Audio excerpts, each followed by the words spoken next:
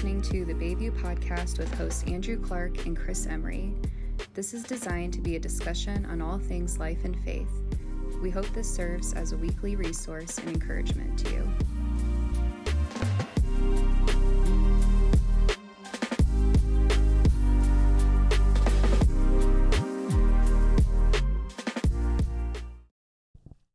What's going on, Bayview? It's your host, Andrew, back with another episode of the Bayview Podcast, and joined, as always, by, I'm going to go back to it, the Regal, Pastor Chris Emery. How are you? Regal. I'm good, man. Hey, Bayview. Good to be with you here again today. Just something we look forward to every week, and man, we appreciate the feedback too. We get feedback from a lot of the listeners. A lot of you out there, like, man, thank you for this or thank you for that. Yeah.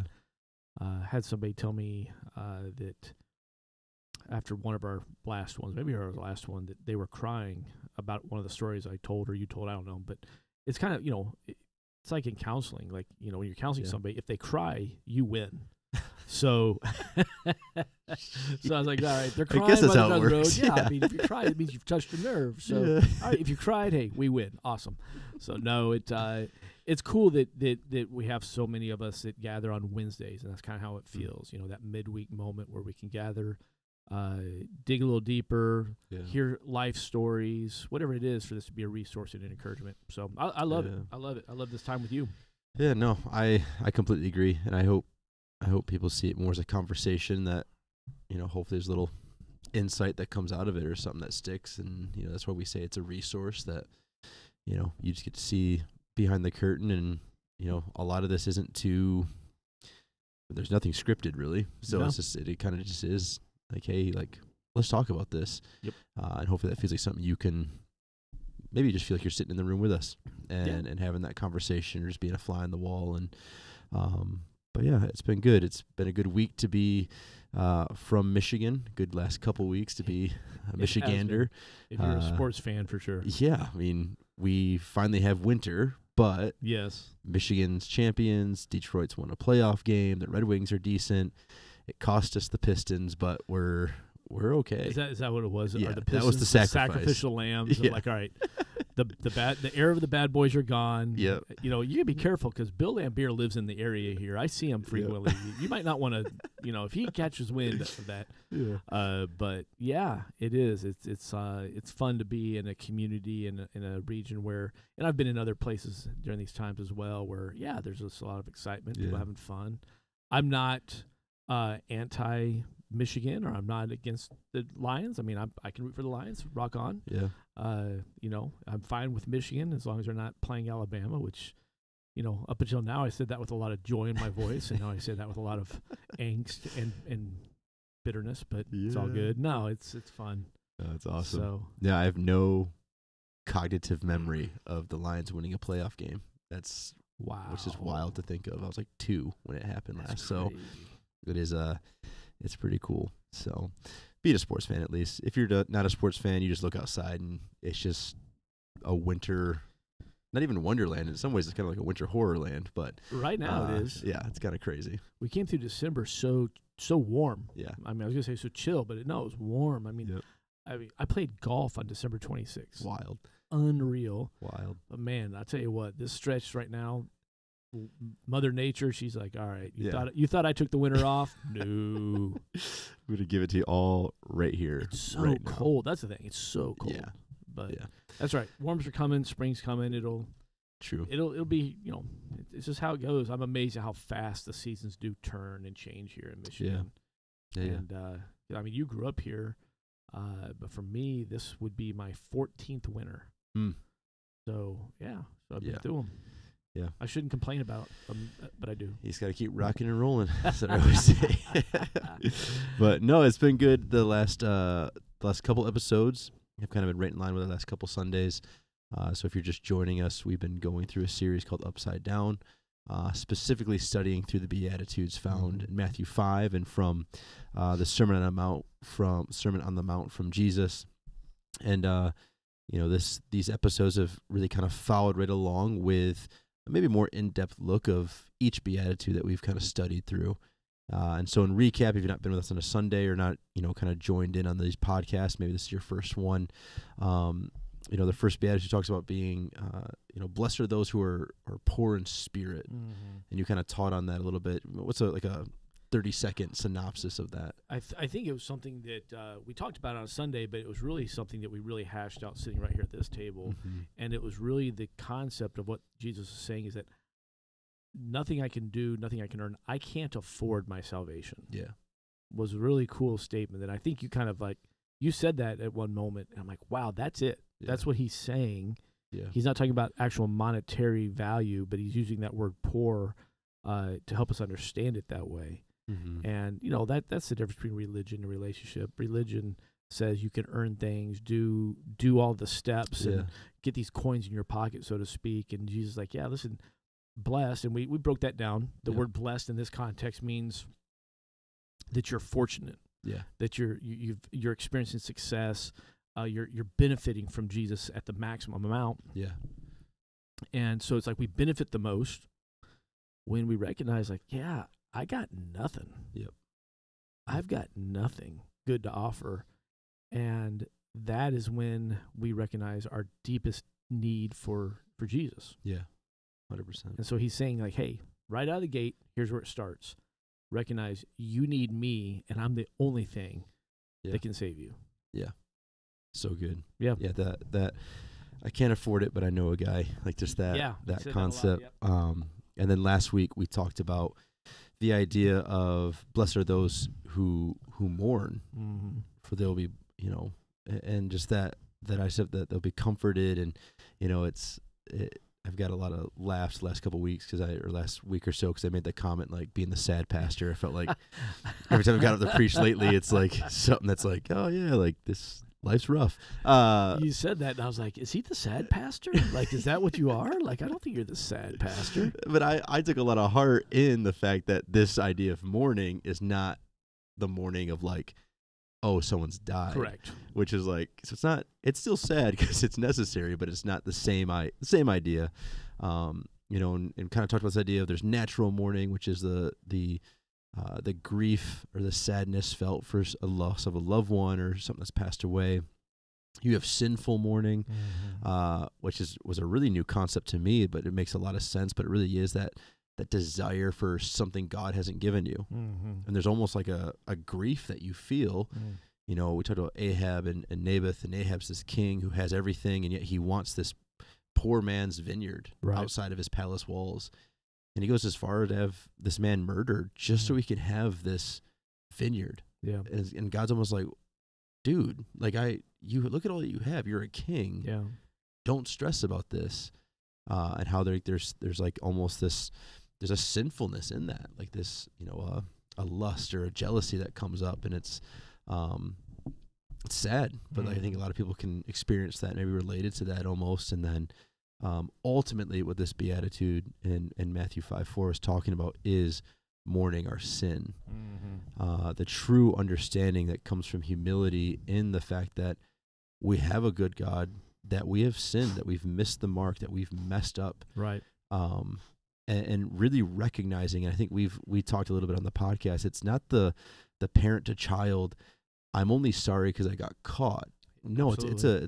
it's a I'm sorry because I'm convicted. I really understand, wow, I messed up. Yep.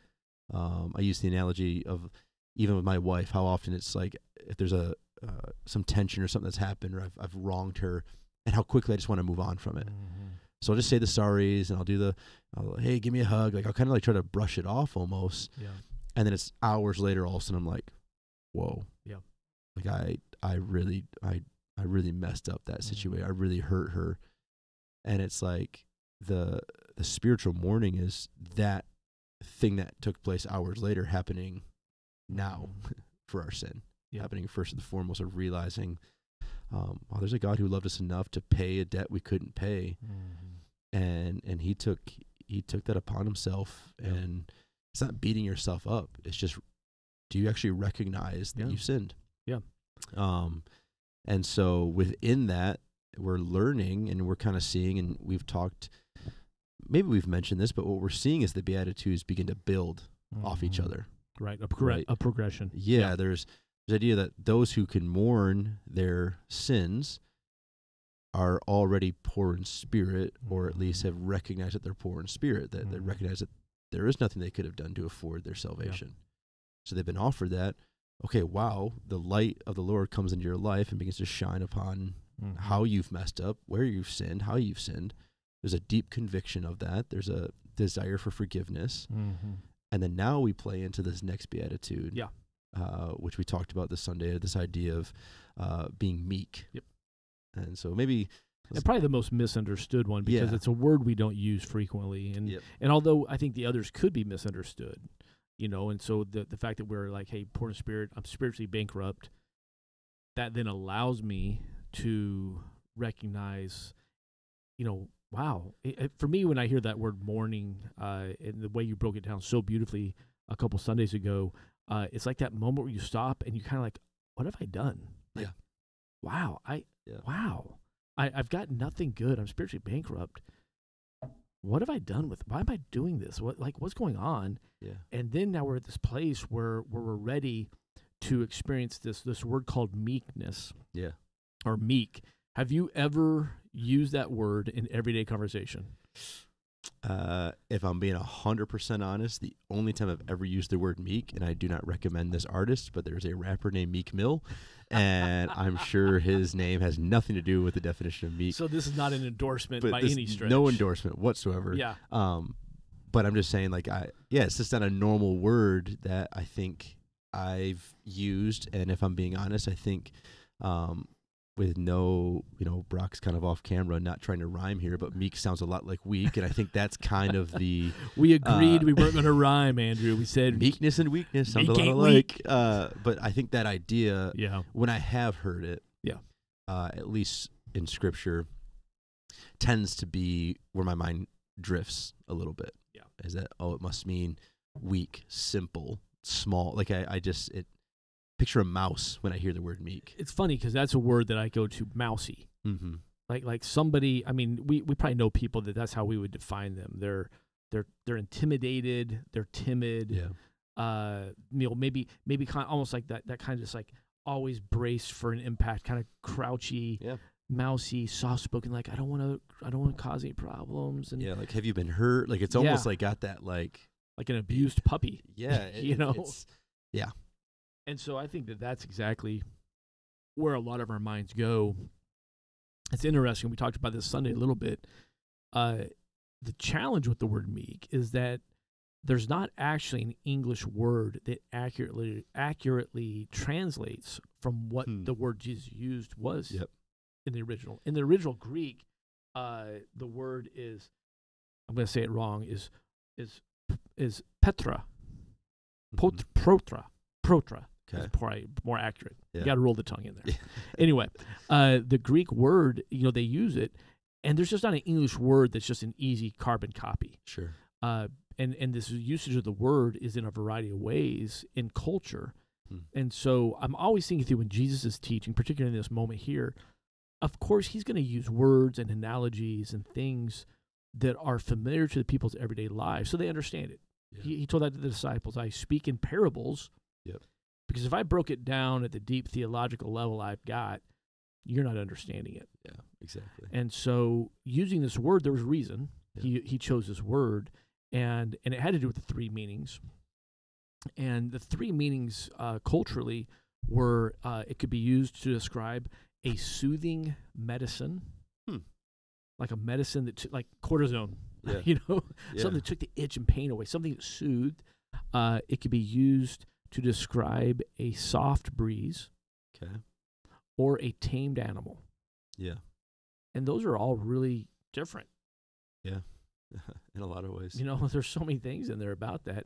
And so when we hear the word meek, it's not just like some translations, in fact, your Bible, if you're following along, it may say the word humble. Mm-hmm. Well, that's not wrong, but it's still not capturing the entire depth of this word. Yeah. And so the word meek really kind of dives in there, and we've done some reading on it. What have you found the word meek pushing you into as far as trying to understand what's being said? I think the best the best definition I kind of saw, and it is more, I found it more in line with the taming of the animal, the wild animal, which really was more in line with this idea of, and maybe that's where the word humble comes from, but it's like a submitted strength. So it's actually the opposite of weakness, but it's tied to this idea of coming under something, or the taming of a wild horse. And maybe, you touched on this a little bit, like this idea of like when that horse learns whoever the owner is, or whoever's trying to tame it, they like begin to follow the hand. They begin to feel led. That horse is still incredibly powerful. Yep. Nothing weak about it. Their passions are still there. Like it is still this powerful animal that is just following the leader. Yeah. That is supposed to follow. Yeah. So for you and I, when it says the word meek, it's this idea of like there's nothing that's been taken out of us in the sense of that's made us weak. It is just us submitting to God's hand and really following kind of his direction. Yeah. I think that's exactly where, well, I know we went that direction last Sunday, and that's where so much of my mind went instantly, because being meek doesn't mean you're defeated. And, that's a good one. That's that hunched over, woe is me. Yeah. It's like, no, that's not what this is. Eeyore wasn't meek. Yeah. Eeyore wasn't meek. Eeyore was just sad and attends our sick. No, I'm kidding. That's a description we use of people. He's an Eeyore, isn't he? Or she's an Eeyore. It's not those things. And so, again, if we look at the progression, so I'm at a place where it's like, wow, I'm poor in spirit. I'm spiritually bankrupt. I finally recognize that religion's not going to get me there. The law will not get me there. Yep.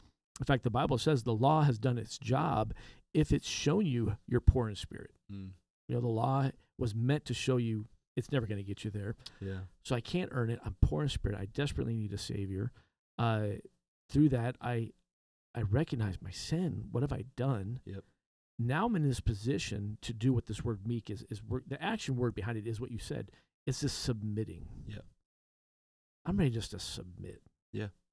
And that's a tough word. Yeah. It's a word. You and I both do weddings each and every year. I don't know how it is for you, but I frequently am asked to remove that part of the vows. Yeah. Where it says, wives, submit and honor, obey, all those words like that, because we're in a society. I don't know if you know this or not, but society is really touchy. Oh, yeah. Yeah, it's not a shocker, right? Oh my gosh. And so it's like, the word submit now has become this negative word, like, oh, submit. I'm not your servant. I'm not your possession kind of thing. That's not what this is. Yeah. This is something saying like, okay, I surrender. I relent. Yeah. Maybe that's a good one. Yeah. How do you see that surrender submission thing? Yeah, it's what I'm seeing in the Beatitudes, and I'm sure you're seeing this too, and maybe if you begin to follow along, you're hearing some of this language is beginning to come out where it really is the removal of self as the top priority. Good. Yep.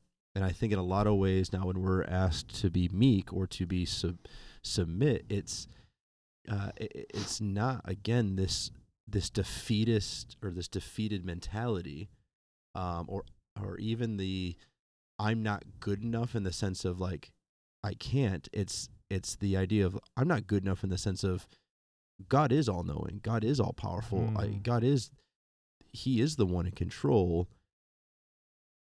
I'm going to let Him take the reins. I'm going to let Him take the wheel. Whatever you want to say.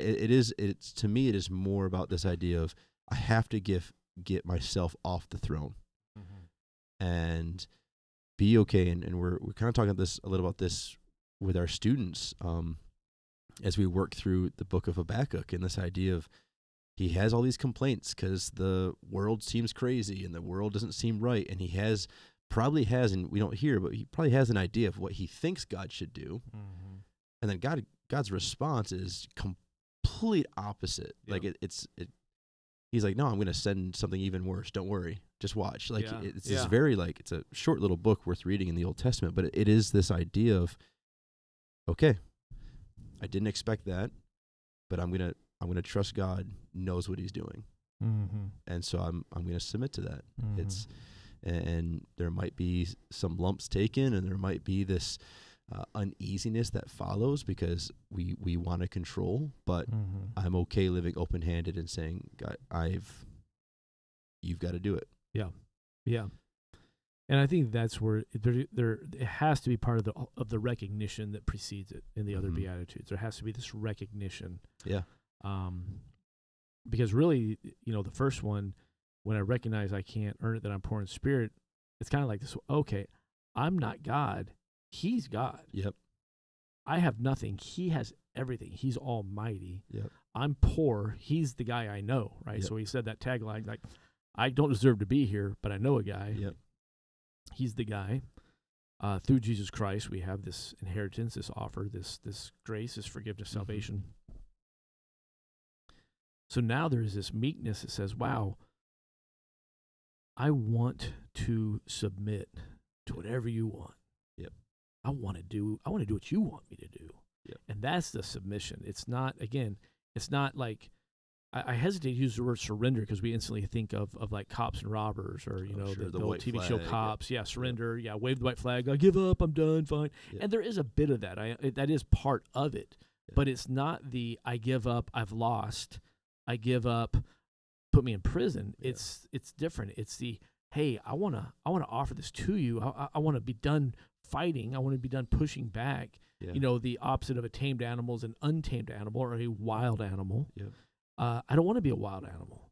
Yep. I don't want to be kicking and clawing and scratching and trying to get out of the cage. And no, I'm gonna stop. Yeah. And I'm gonna follow you, and I want to do that. Yeah. And now we're in this place of being meek, where it's the controlled strength, it's the controlled power, it's the controlled passions. Yeah. Because all those things are God given. Yeah. If you're strong because God made you strong. If you're passionate, you're passionate because God made you passionate. All of these things that each of us possess inside of each of us are specifically designed by the Almighty Creator and then intended to be used for His purpose. Yeah. I did read this. I don't think we talked about it on Sunday, but I read they were kind of using the horse analogy, but in the realm of horse racing. And I don't know if you follow horse racing at all. I don't. I mean, I've watched a Kentucky Derby or two, maybe. I don't know. Yeah, that's all I know. Yeah, I like the hats. That's the only reason I wear the hats. But he was talking about that. Those are incredible animals worth millions of dollars, and they're just pure muscle. Yeah, and they're so powerful. But the only way they win is under the complete submission of their jockey. That's the only. And he said, a wild horse will never win a race. He'll never be focused. He'll never run that race. He'll be all over the place, and he'll jump and kick. And it's like, yeah, that's absolutely true. Yeah. The ones that win are the ones that they follow every command, every nudging of that jockey, every crack of the whip, every pull of the reins, and they respond instantly and perfectly and fluidly. And now they run that race. Yeah. And of course, Paul tells us to run the race. And it's like, okay, now I'm beginning to understand, like, this meekness is a powerful quality. Yeah. It's allowing God to harness me. And so I'm not running around. I think I have seasons in my life, I'm sure you can reflect, where I was a wild animal. Yeah. I was running around, breaking things, causing problems, hurting people, kicking here. That's what wild animals do. Yeah. This is something different now. Now I'm focused, I'm harnessed, full of everything God's put in me, but for a purpose. And that's where blessed are the meek. Blessed are those who have allowed God to come in and harness them and bridle them, and they submit to His will and His power. Yeah. And His purpose. Now look out. Yeah. It's the ultimate, recognition of, can't afford it. I've actually messed it up. I should just let you lead. And it's like, again, that's where we start talking about these Beatitudes being this progression that happens of ultimately coming to know Him more. And it's like, sometimes I think we try to play it 1A, 1B with God, of like, okay, yeah, like He's doing it, but I'm right there with Him. Yeah. And in a lot of ways, He's like, how about you just kind of like hold my hand and follow? Like, and so it is a submission. It's, Moses is a great character who kind of experienced meekness in a lot of ways, where there wasn't a lot of, I mean, basically when he was asked to lead the people out of Egypt, like he was kind of done, not wanting to. There's a lot of issues against him, and here he is, like he follows God's orders. He submits himself to what God had called him to do. He does it. The people turn on him after he leads them out. He still like stays strong. He still even says stuff like, I'm going to pray for you guys. Yeah. I would die for you guys. Like, so through and through, he's doing things that I don't think he expected or thought he'd be doing. Right. But he was doing them because God called him to do it, and he remained faithful in that. And it's a true testament to his faithfulness, but to his meekness, that ultimately the power of God was within him to do what needed to be done, whether it was easy or not. But it was that full submission to, this is what I'm called to do. Yeah. Yeah. And so it's, again, it's not so much weak, and it's not so much you can't. It's the true understanding of, actually you can't, and actually you on your own are weak, but it really is a submission to an all-powerful knowing God. Yeah. It almost could read, blessed are those that have finally decided to stop pushing back against what God is trying to do. Yeah. Stop fighting him. Stop, I enjoy, one of my great Sunday afternoon pleasures is, and just joys, I love it, is taking a nap with my youngest grandson. So Zane and I were like total napping buddies, and he's like just the cuddliest little kid in the world. And, he's less than a year old. And so there's still times where he doesn't want to go to sleep, but he needs to go to sleep. Yep. And I just think of those times. So it's pretty frequent that I'll be holding him and kind of got him all cuddled up in my arms, and he'll almost be asleep. And then all of a sudden it's like he realizes what's going on, and he tries to fight back. You're like, you tricked me. And he's pushing and whining, and like he's just pushing against my arms, and I'm not letting him go. And then all of a sudden and it lasts like 5 seconds, right? Yeah. Like, and then all of a sudden it stops. Yeah. Fine. And he's out. Yeah. And there's just this peacefulness that comes over him. Yeah. And he's safe in my arms. Now the recliner goes back, and we sleep for the next 2 hours, and everybody's happy. But there's that pushback, and that's why I think like meekness just means I'm not pushing back anymore. Yeah, that's good. I'm not trying to force God into something, and I'm not trying to force my will upon God, and I'm not trying to. That's what I I think of the bucking horse, and the unbroken horse. They buck, they kick, they want the rider off, they want to do their own thing, and that's when you're meek, you're not any less powerful. If anything, become more effective with your power, for whatever God has for you, and effective in effective in every aspect of your life. A meek husband is going to be a better husband. Yeah, that's good. Than an unmeek husband. Yeah, a meek wife, a meek child, a meek student, a meek employee. That's the whole idea of this upside down thing. This should be radically altering. These 8 things that Jesus says were meant to say, here's a radical, complete flip on the way you have been doing life this entire time. Yeah. And I think it applies every bit as much today, because we've all gotten to wherever we are, however old we are, doing things a certain way, with a certain mentality, with a certain list of priorities, and a certain understanding of, well, this is what I got to do. Yeah. Jesus saying like, whoa, stop, listen to these 8 things. I got 8 things that are going to flip your world upside down. Yeah.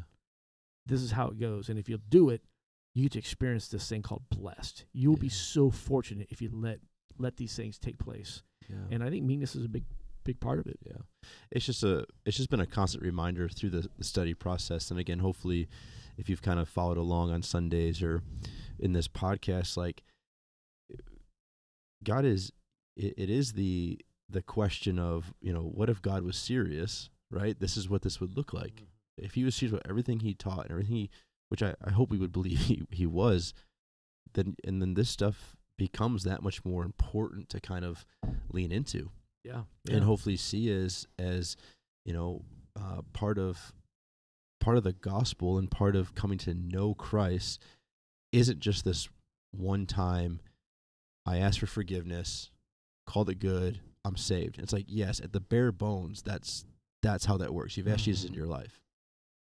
There is this next step, though, of becoming a disciple and truly following after him and truly desiring to know him more. And this is like discipleship 101. Yeah. Is exactly what it is. And that's what we're beginning to see being built upon each other. Goes, okay, you believe in me.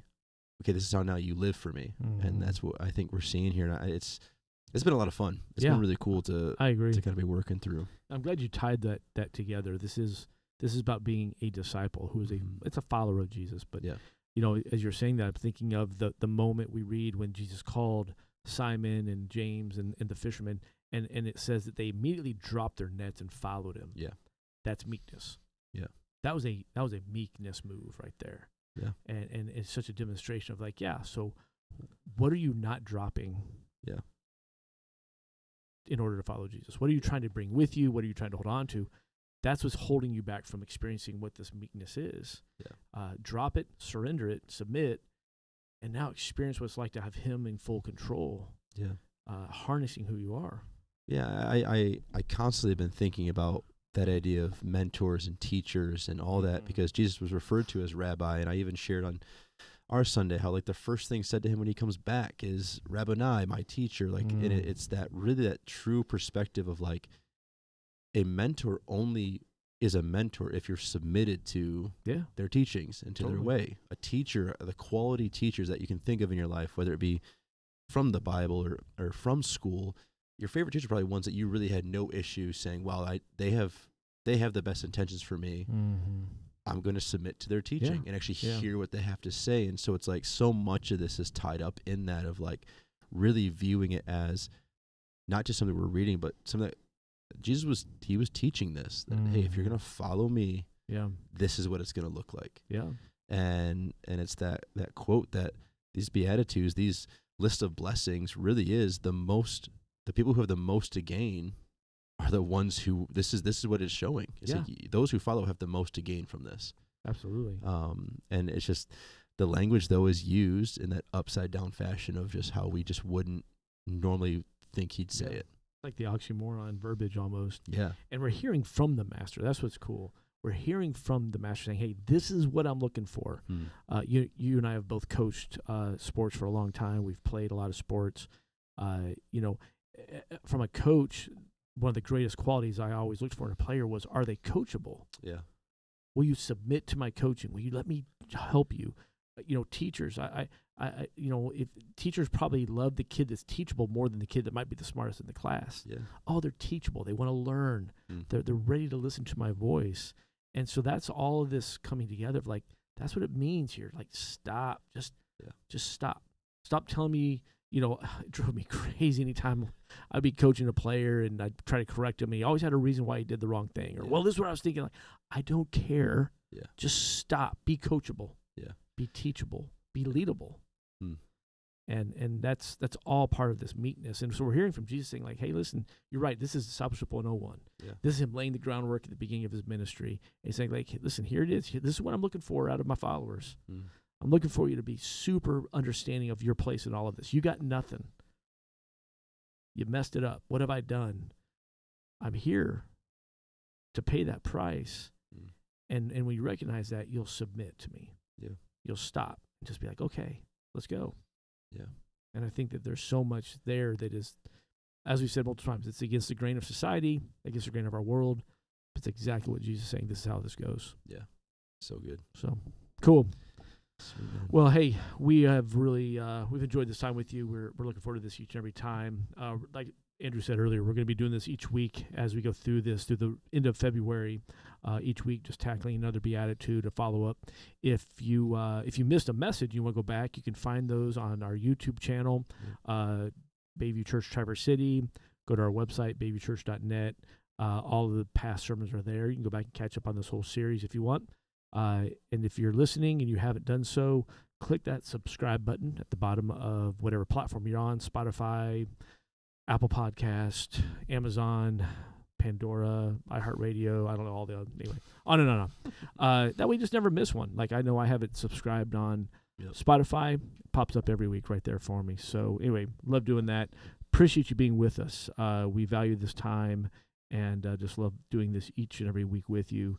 And so this is Chris and Andrew. Thank you for being with us on the Bayview Podcast, and we will see you next time around.